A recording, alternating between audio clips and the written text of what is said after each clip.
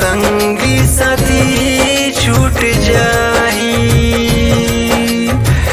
एक तरफ मोर अर्थी उठी, दुनिया लमो टूट जाही।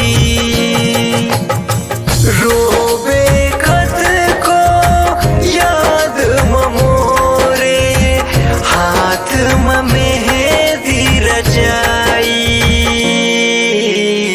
माया लडोरी तोड़ के जानू पिया के घर चली।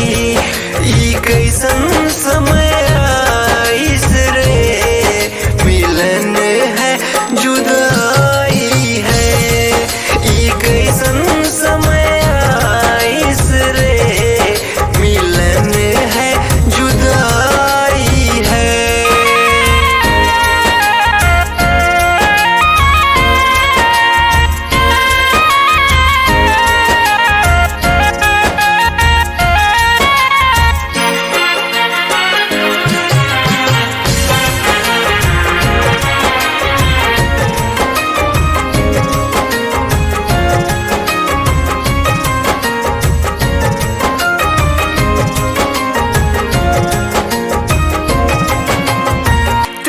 जाबे अपन साजन घर ला, मैं जाबो शमशान।